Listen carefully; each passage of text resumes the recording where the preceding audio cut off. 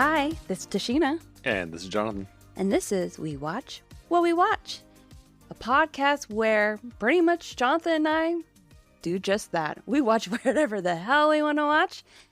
And today we are continuing on our journey with Shōgun, the rewatch. Today we're going to do episode 5.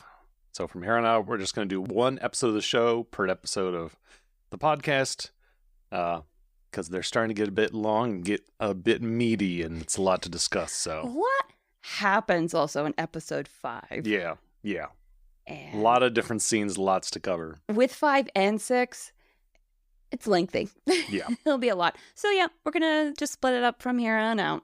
All right. So episode 5, Broken to the Fist. Blackthorn and Mariko struggled to contain the secret that could get them both killed. Yabushiga searches for the spy who has betrayed his intentions to Lord Toranaga. Sure. Is that true? I don't know. I don't know about that.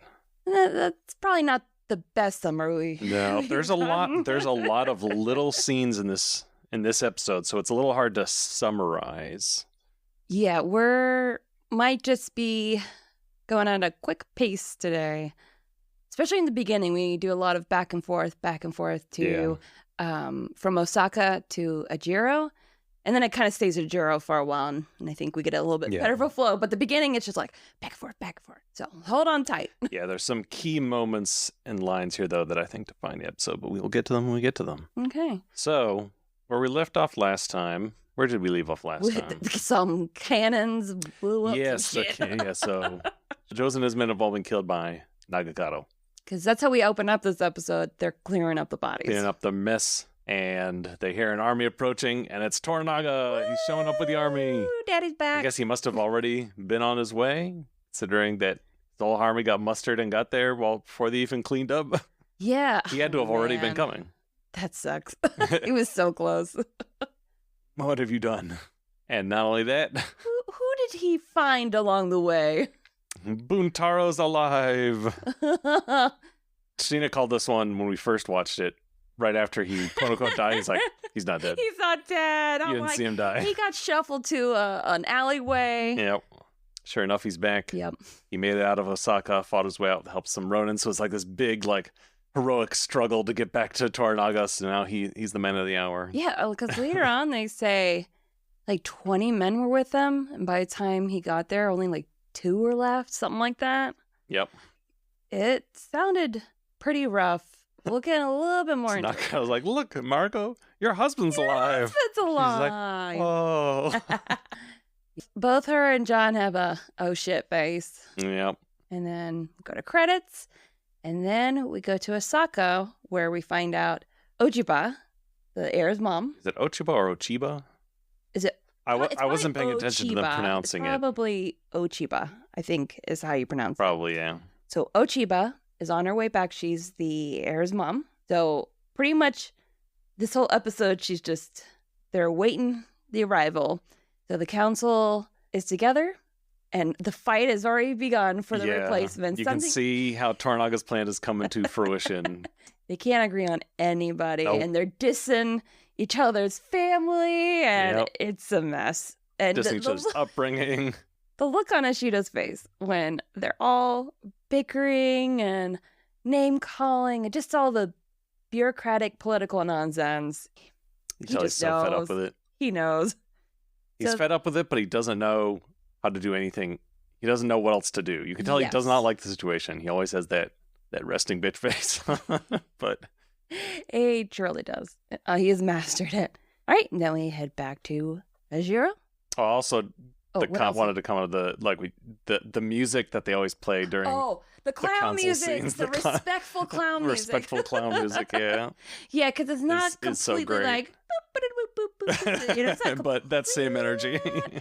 It's a little bit more refined and respectful, but it is playing underneath this whole scene, and I'm just like, I see you, music. Yeah. I see you. And the gist is that basically now all the other lords are like, oh yeah, we should impeach Toranaga. She was just like, how reassuring to see us so united now that we can't vote. So they're still trying to figure that shit out. Okay, now we're back to the village. Ajiro. Is this where Toranaga is just pretty much on his horse with Mariko? With Mariko, yeah. Couple things happen. Her husband is now to live in the same house as her, John, and Fuji. Uh-huh. Ugh. And she gives Toranaga a book of notes. Toranaga. I can't believe I did that again. And so soon in the episode, too. She gives a notebook to Toranaga detailing just like the things John has been doing. Mm-hmm. He's definitely keeping tabs on John. Mm-hmm. So mainly just like updates. And then we get the introduction of the pheasant with the sun coming in while the falcon is going. So because he's talking to him about the falcon. Yeah, this is where he really dresses down Nagakato. A little shit. Doesn't know what he's doing. But Daddy, I did it for you. I wish you hadn't. Yeah, pretty much that's the sentiment. Like, just don't. It's interesting, though. He approaches what happened from two very different perspectives given his conversations with different people. So this is the first one. He's telling Nagakato. He's basically like, you idiot. You played right into their hands. Specifically, like, he thinks this is a plot by Yabashiga and Omi. Like, you played right into their hands. And that's where the episode title comes from. Broken to another man's fist. Mm-hmm. Yeah, he just completely shits on him. Like a falcon, but without the beauty, is what he calls him. Oh, just so harsh. Yeah, because he has a whole, like, monologue about how men are like falcons. And I'm just like, oh. Because even when the falcon does catch a pheasant, or he tries, I know his son tries to give him something, and his dad is just like, get away from me. Toranaga is just so pissed at him. He's just like, get thee out of my sight. Also, he stripped him of the regiment. Yes, he's given it to... At this point, he's not giving it to anybody. He just says he's stripped of it. Okay, yeah. Yep. Because this canon regiment also gets passed around a couple of times. And then the pheasant is to be a present to his Hatamoto, to John. Because this bird goes on a journey. Mm-hmm. This bird is the main character of this episode. Yeah. Yes. So we jump back to Osaka just really quick because Ishido gets a little package. He opens it up. Oh, look, there's Chosen's head. And he looks pissed. Oh, man.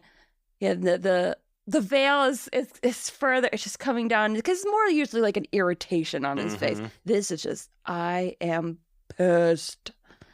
And I think he's ready to go to war. Yep. So that's it. That's all for that scene. And then we're going back to Ujiro. I think for a majority of this episode, we're staying there. Yeah, so we get John Blackthorne to receive the pheasant. He's so excited. And he's going to prepare it the way he knows how, which is apparently to hang it up and let it age. Which I think is sort of a thing, kind of. You do... This is how you get aged. He said like for a week? Yeah, but I think... I couldn't tell how accurate this was historically. I think you're supposed to like salt it and stuff so it's not supposed to rot. It is supposed to age. Okay. But it's not I don't think it's supposed to rot. You're supposed to keep it dry and you salt it and then you hang it up. So, I don't know, maybe he said how his father taught him. Maybe his father just didn't know how to make pheasant. Maybe. But the important part is he tells the household, because everybody's like, what are you doing? And he's like, no one is to touch this bird. It is forbidden.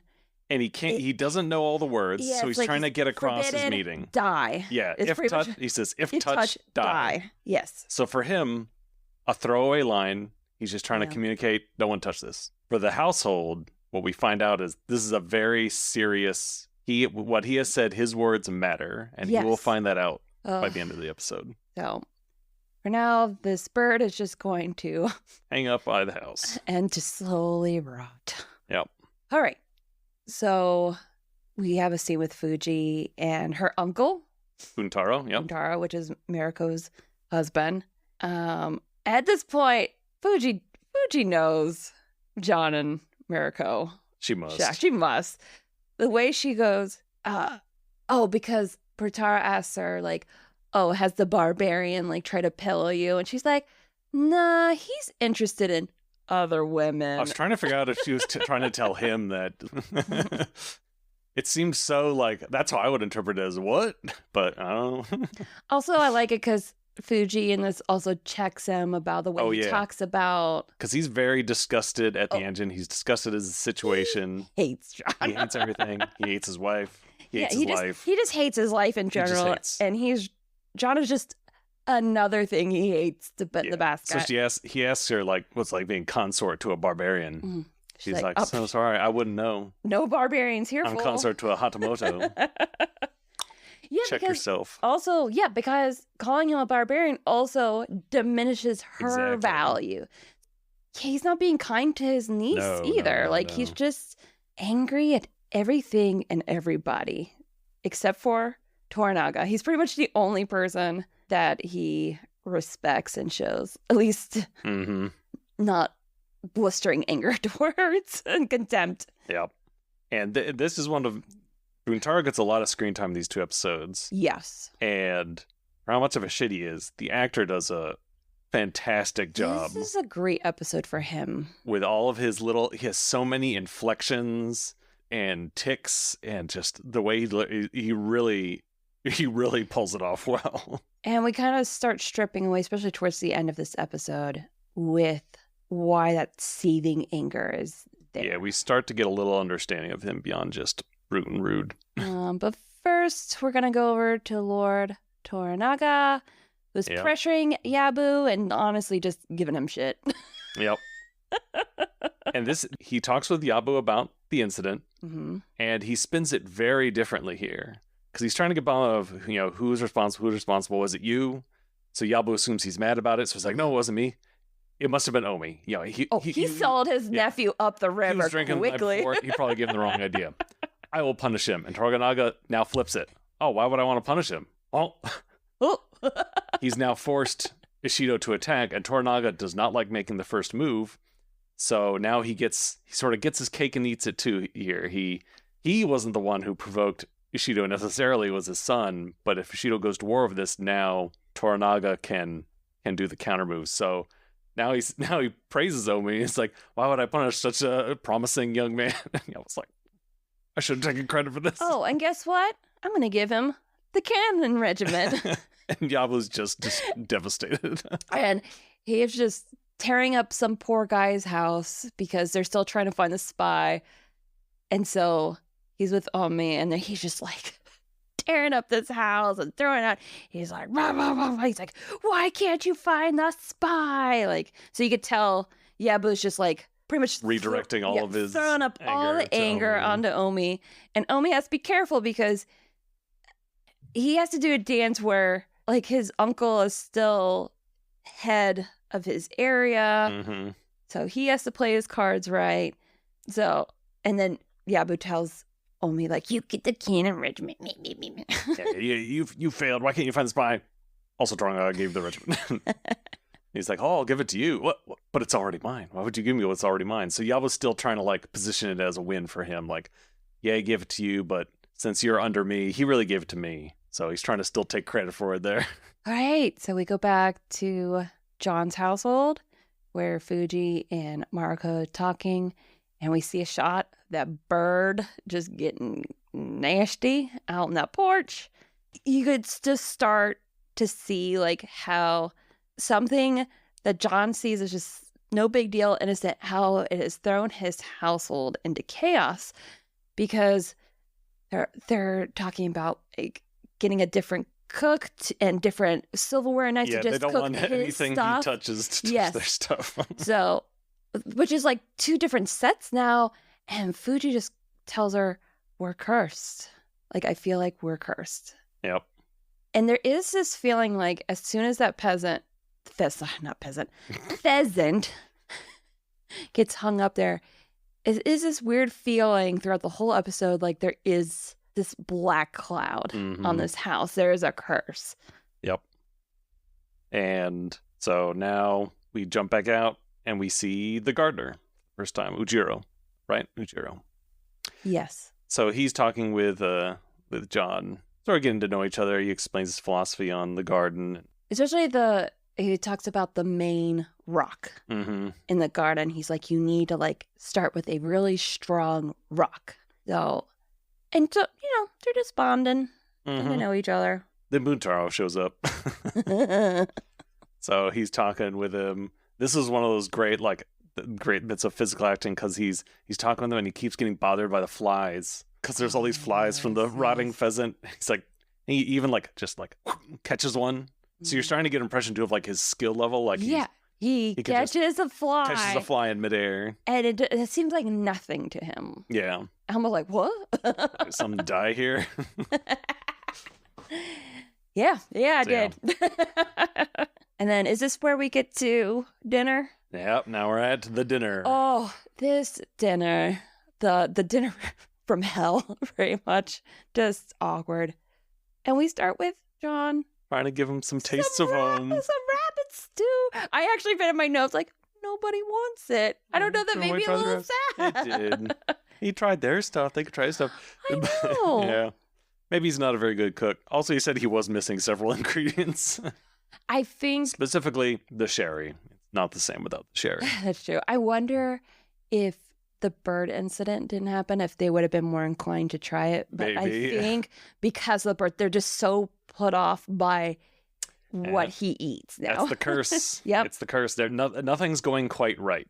Yes. They had this nice situation, but now Buntaro's here, now having this awkward dinner, the food didn't work out, this is frying fez, like everything's just off. And what do we do when we have an awkward dinner? Let's start some drinking. Yeah. Let's just pour some alcohol on this fire and watch it burn, baby. So Buntaro makes fun of the way he eats, trying to be like a quiet, because in this culture, it's the slurp. The slurp. You want to show your appreciation.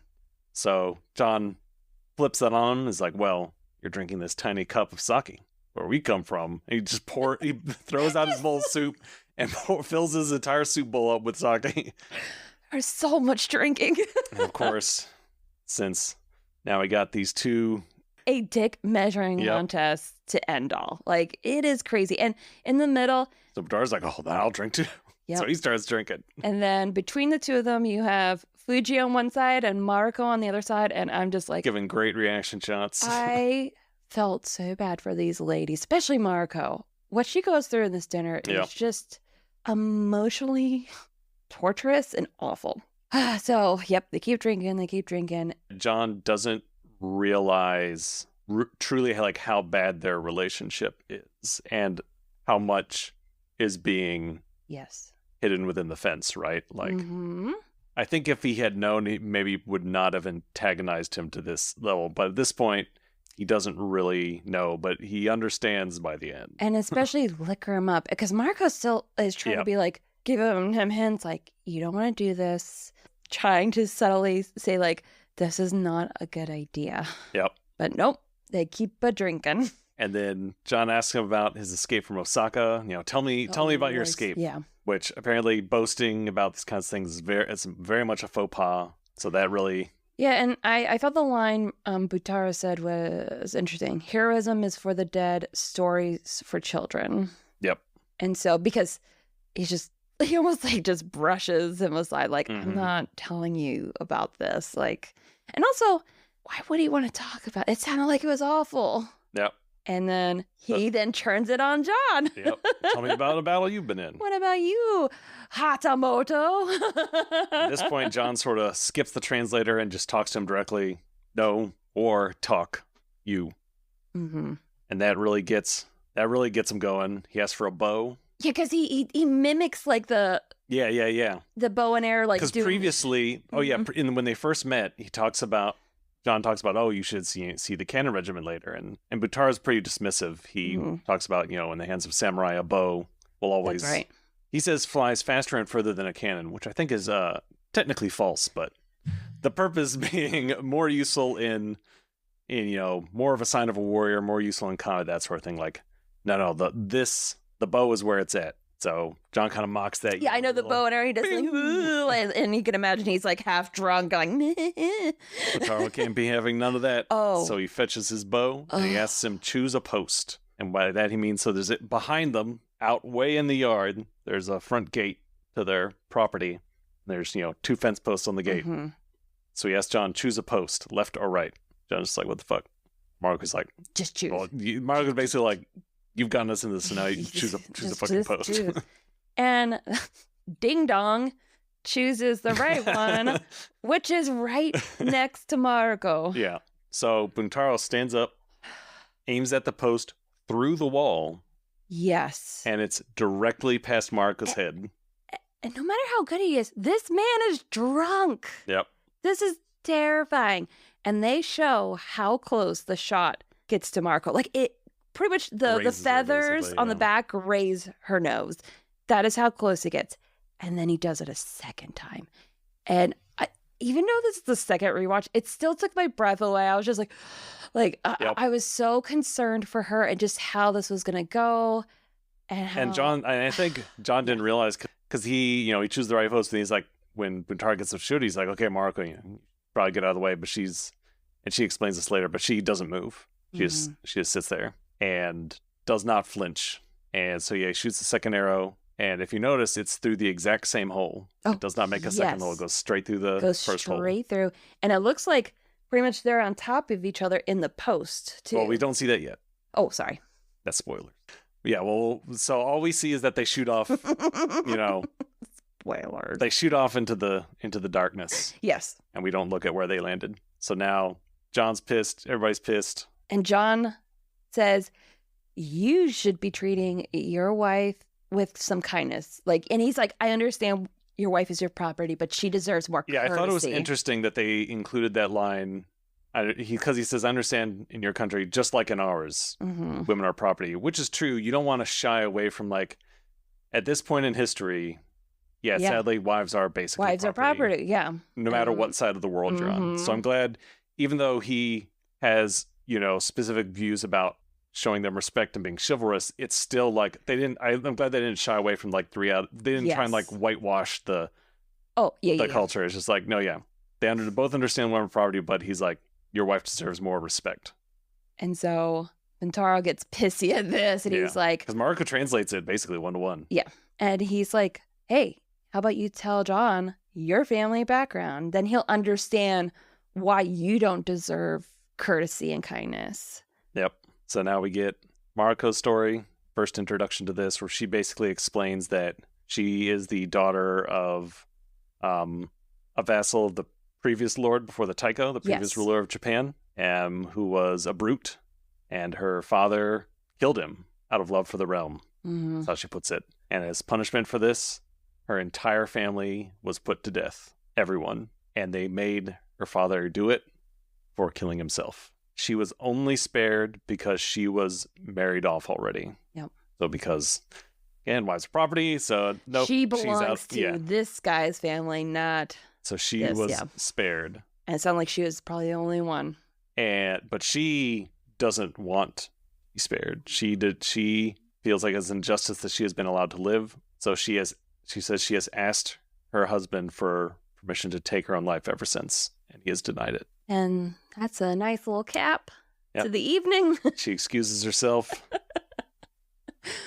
I think I'm done. And her husband going, who excused you? And I'm just like, it's so hard seeing the abuse Mariko goes through from her husband. It's a tough one. Yeah, this is a rough episode for that. And then because now we cut ahead. Blackthorn is awake in the middle of the night to sounds, and he wakes up to find that Buntaro has beat Mariko. Yeah. So once he realizes what's going on, she doesn't want to be seen. Fuji tries to block him from going into her room. Fuji tried to stop him, but she tells them all to leave. And it's interesting because you don't see a lot of heightened emotion from Mariko. She's emotional, but because she's behind the fence, it's keeps it all very close. Here's probably the first time where she is screaming. Mm-hmm. She's so upset. She's like, why is he in here? Why did you let him in? And he says something about, where's your husband? He brought, dishonor in my house. And she goes, what is there to dishonor? This house is cursed. Fuji says that. No, Mariko says that. No. Again. But the question, what triggered it? It was Fuji who said it. Oh, I'm sorry. Yes, Fuji's the one who's like, he wants to know because this brought dishonor to us. That's right. Fuji's the one who said dishonor was brought on this house. And Mariko says, what is there to dishonor? This house is cursed. which is pretty much bringing up what Fuji said earlier in the episode. Yep. Again, the black cloud is just getting thicker and thicker over this house. John grabs his guns and goes after Buntaro, sort of stumbling out down the street. Mm-hmm. Starts yelling at him. And Buntaro turns around and, like, takes his sword out. Oh, shit. It's about to go down. But he lays it down on the ground and apologizes specifically for disturbing the peace of his home, which is, we find out, that's a big deal. Yes. So he's not apologizing for that's the thing, striking Marco specifically. It's for disrupting the peace of his home. Yeah, it's not for beating up my wife. It's just, it was an inconvenience to you, the host. And then he says it was sake. Which Johnny's like, Sake? Sake? I just wrote that in big bold letters in my note. No. He's like, yeah, coward, trying to blame drink for what you did. But the thing is, he has to kind of give that excuse, like the sake, because I think if there wasn't something there, right, then I think John could punish him, right? Like if he, I don't know if John didn't take like his excuse in a way. Like there's definitely something like culturally going on there with giving him the excuse of like I drank too much. And I think too, like John sees that there's people around like watching, and I think with the pieces, he sort of isn't that. There's nothing more that can be done here. I think he was kind of expecting, I don't know about hoping, but expecting Buntaro to fight back. And so when he doesn't, he's just like, fucking calls him a piece of shit and leaves. Like, you're not worth my time. Yeah. Soccer? And this is when, as he's coming back in the house, he passes the post and turns around and sees that both arrows have hit the exact same spot, which, again, gives you this idea of like, oh yeah, there's some skill behind these words, like even drunk through a wall at night, past someone's head, like he nailed it. And I think that goes to like, he went out there, I'm going to fight this guy.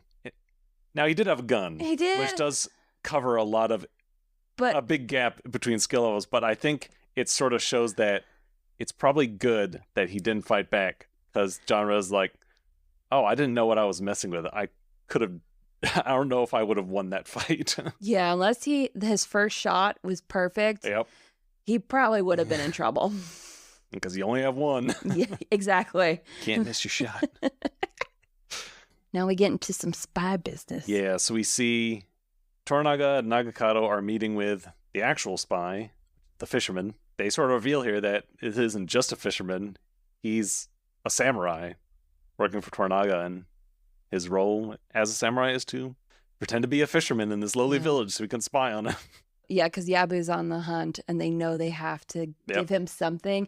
And the guy is they're like, I'll surrender myself, I'll die. And then Tornaga's like, nah, I still need you. Let's see if we can find something else to do. Let's find get him another spy. A little scheming, because Toranaga loves his scheming, so there's a chance to do some. Mm-hmm. Oh, boy. And then we cut to that damn bird. It's super gross now. Yep. So next we have John.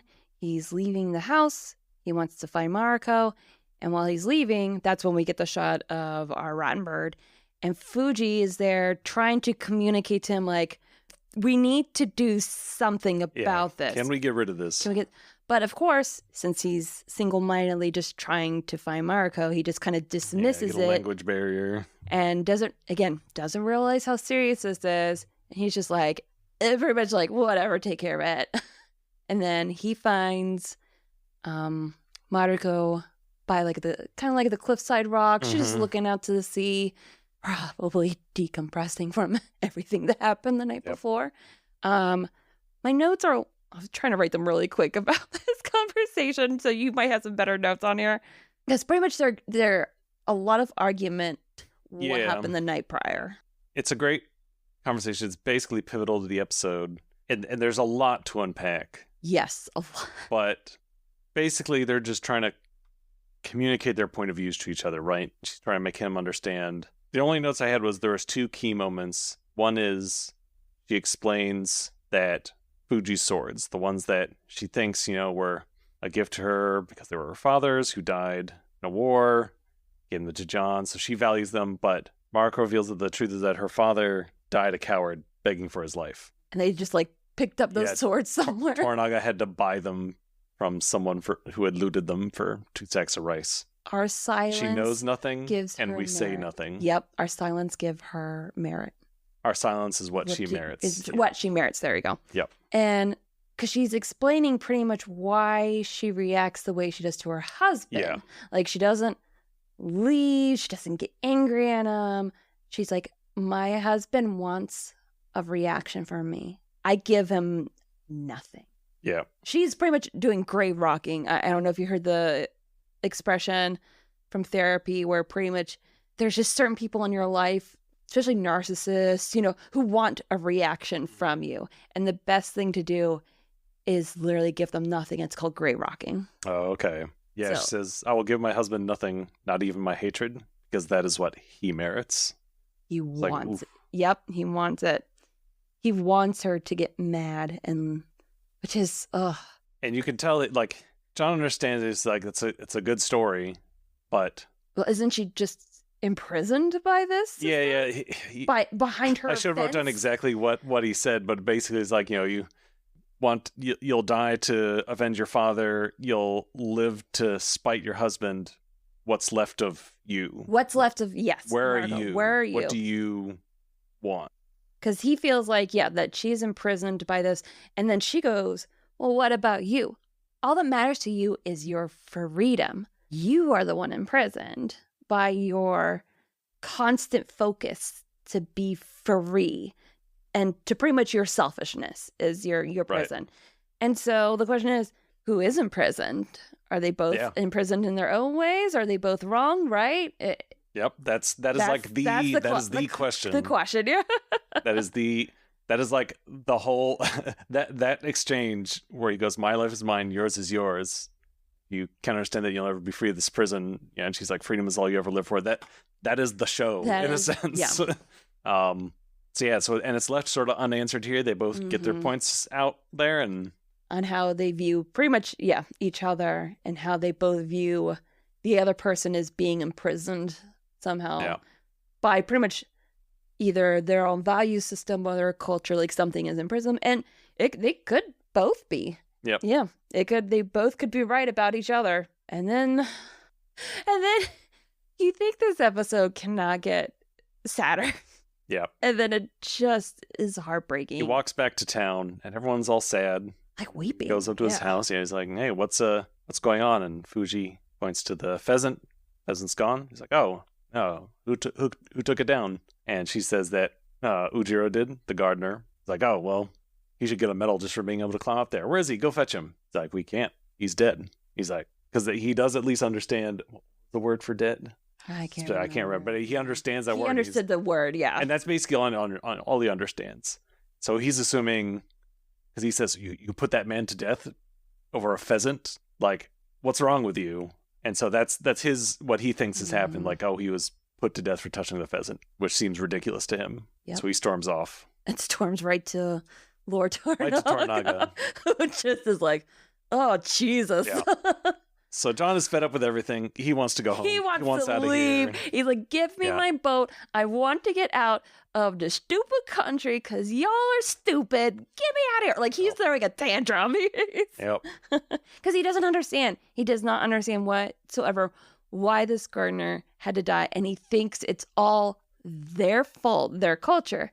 And then he says, the pheasant, the bird meant nothing to me. She's like, your words gave it meaning. Because, he's like, pretty much you touch it, you bring it down, you die. She explained the situation. So, like, it was causing so much disruption. It was brought up before the village, like, leadership. Mm-hmm. They determined it was a house matter, so it's up to the house to solve it. But they knew that he had said, if touched, die. Mm-hmm. And that was law at that, basically. Because he's So Ujiro, he had been sick, which, of course, this time of being sick, who knows if he'll recover. Mm-hmm. So he volunteered to take it down.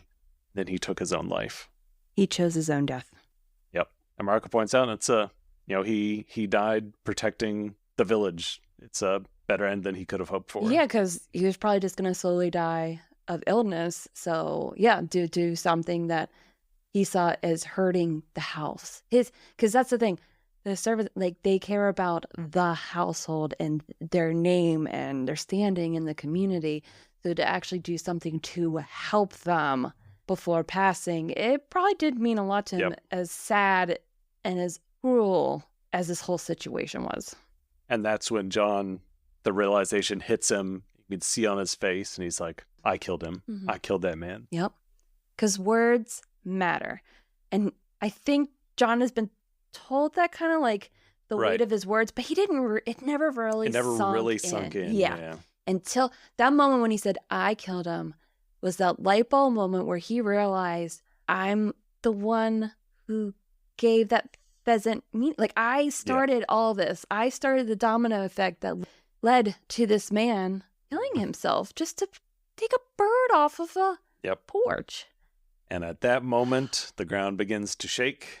Because also, it was funny because pretty much while John and Marco are going back and forth about this, because John is just in full tantrum mode, Toranaga has had it. He's just like, this is... Yeah, I don't have time for this. I don't have time for this and your household crap. And he starts walking off towards the edge of the cliff, and then...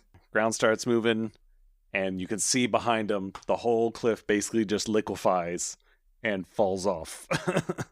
This was a really terrifying scene of an earthquake. I don't know if I've ever seen a scene like this effective at showing an earthquake. Like people being swallowed up by the ground. Yeah, because at this point, so in a landslide like this, you think of ground as being very solid. But with these landslides, what basically happens is soil liquefaction, where the dirt and ground moves like a fluid. It literally flows down the hill. If you're caught in it, you go under. I don't know what CGI madness they had to do to recreate this, but it paid off, because it really did look like the ground had turned to liquid in a way. Oof. And so then they're trying to keep their footing, but Toranaga's the closest to the edge, and then it gives way, and he falls in right at the end. It's like, oh, shit. Somebody who's claustrophobic. It's a nightmare. Oh, yeah. So the ground settles, and that's the crazy thing. As quickly as it started, it settled, and now it's just it's dirt again. It's solid. It's not something you can escape from. You're buried alive. You are buried alive, yeah. So they go down the hill. John finds his fan.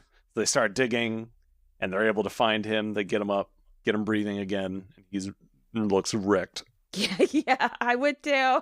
He looks like... I don't know. The first thing he sees is John.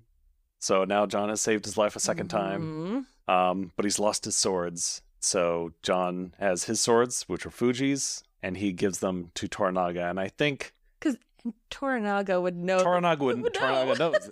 Well, I think he's the one who bought them. So he knows those being Fuji's swords. Like, yeah.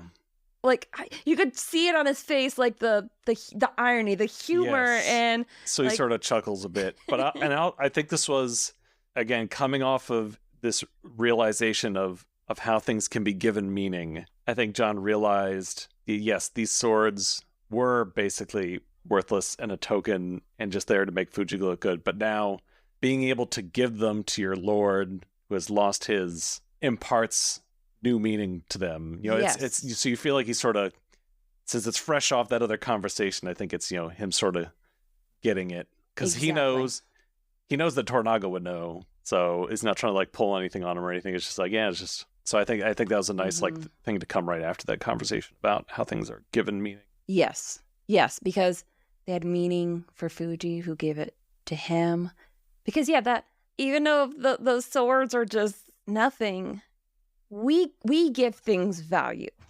Swords are just objects. Things do not actually have meaning. We give things meaning. So like when Fuji gave him the swords, even though her dad was a coward, those swords are still meaningful for her. And her giving them up to him was meaningful. And he understands that. So now passing them on to Toranaga gives them even more meaning. Yeah, really? It's like they are building up meaning for these swords that are... They started as the swords of a coward who died begging for his life, but they meant something. Fuji giving it to Antonia meant something. Yeah, it's like a whole chain of... Now these things that started out as nothing are some of the most valuable swords in the realm because Toranaga has them. And I think John understanding that also helps him start to understand the Japanese better. This weight in objects and words, like, and how they have meaning is a concept that I think he's finally starting to get by the end of this episode. And I don't know, I thought it was a really good arc in this episode of showing like him, like it clicking. It finally clicking in his mind were the beginning of understanding. Now, he still has a long road ahead of him, but I think understanding this concept is definitely a good step forward in understanding the people around him. And I think this really is the crux of the whole thing, because going back to his discussion with Mariko and how she comes that freedom is all you ever live for. So yeah, for him, his whole thing this whole time is his life is the only thing that has meaning to him, period. And so the most obvious contrast here is the Japanese also have value on death. That's the most obvious one. But it's not just that. It's not just life and death. It truly is. It's not just life. It's not just death. It's words. It's objects. It's actions. Everything. There's it's more everything. beyond it's everything. Ourself. Yeah. And because this episode is the midpoint. Like at the end of this, we're at the middle point. So it does make sense also for him as a character that we're starting to get into the middle of his whole arc. So it's like he had a little mini arc in this, and then we're at the midpoint of his full arc. So I think this was also a good turning point for him. Yeah. Man, there's the more I think about this. You see these examples in everything, from the gardens to the tea rituals to the tea house, like all which is in the next episode. But there's to him, it's meaningless rituals. Yes. Which is what he calls it. You're trapped in all these rituals, conventions. But exactly. But no, it's all these little things have meaning, and he's starting to come to grips with what the all that is. The meaning of all these different things. And even when the next scene, so he saves Toranaga, they look down, and his army is being wiped out by the landslide. Like, yes, army wiped out, and the village gets hit pretty bad. Yep. So he goes back to his house. Finds Fuji, who's alive. But it looks hurt. Like something fell on her back. Yeah. Like she looked pretty hurt. And he goes out to the garden, and that big rock that was shown to him has fallen down. And he picks it back up, and he starts to pat it. And again, it's just something where he's showing his understanding of meaning in objects. And that picking that up and like starting the rebuild, pretty much. It just symbolized a lot for me, like him. Yep. Like it all kind of just felt like it came together for me and for him picking that rock up. Like, I'm gonna rebuild this guy's garden back up. Like, this is now meaningful to me. Yeah. And you can then Fuji's looking at him, and I think you can tell it's clicking with her too. Like she sees what he's something learning. Has changed. Yeah. Because he got really pissed at her before he left, because he thought because she's the head of the household that she would okay, the gardener being killed. So he was pretty mean to her. So also probably means a lot to her to see that he is starting to grasp. Starting to understand, yeah. And he goes over and then like holds her hand a little bit. So they have a little bit of bonding moment there. Yeah. So yeah, good end to that scene. We then get to see Yabu and Omi and the fisherman. Whoa, we got the spy. Look at that. They find some messages in some random house. Like, oh yeah, this guy was the spy. Sure was. Where is he now? Oh, he's dead. He died in the earthquake. He was Ujiro, a gardener. Shucks that he's dead. Oh well. Honestly, I don't know if there's any afterlife, but if there is, I bet he was smiling when he found, like, even his death helped his death had even more meaning, and it helped Toranaga doubly. So exactly. So he was probably smiling in the afterlife, going, "Yeah, man." And again, I think I want to be watching Omi a little bit. Feel like it's been the whole thing. Oh, why haven't you found the spy? Clever. Why haven't you found the spy? And it makes me think that Omi's a little more in with Toranaga than we give him credit for. It seems almost inexcusable that he never found the actual spy, and then he's so willing to accept that this was the spy and presented to Yabu as, oh yeah, this was the spy. Yeah. Wouldn't put it past Toranaga to have more than one spy. True. Or, yeah, maybe it just wasn't enough of a push to really find the spy. Maybe it's more that Omi doesn't care that Toranaga's a spy. Exactly. Because he gets to then play both sides a little too. Because it keeps Yabu learning from his uncle. Yeah. Because he he wants to be in control. He doesn't want his uncle to be in charge, and Diablo's plan's always constantly getting thwarted by Toranaga helps him out. So he's probably just like, whatever. I don't care. Sure, that was the spy. And we end the episode back in Osaka, where Ochipa's back, bitches! Carried by her litter all the way from Edo, which is... That is a long... And I think they would... That's a long journey. They're talking with this, you or someone else. They would actually do that. They carry people by hand in those litters the entire way there. The muscles. The shoulder calluses. I know. Oh my gosh. I feel for them. So she greets her son. She goes, I get some tea. And Ishido comes to pretty much welcome her back and have a little chit-chat about all the shit that's gone down since she's been gone. And you can tell she's different from everybody else. She is. Oh, yeah. She's not playing around. She disguises everything in this sweet voice till sometimes it comes out, like, oh yeah, we'll impeach Toranaga. When, bitch, when? Yeah. When are you guys gonna get off your asses? It's interesting. I mean, no, it's just I really need Toranaga to be gone, and when are you gonna get him? The heir is in trouble. Don't you care that my son could be killed by Toranaga? You need to figure this out quickly. And pretty much she says the council's gonna bow down to her and answer to her.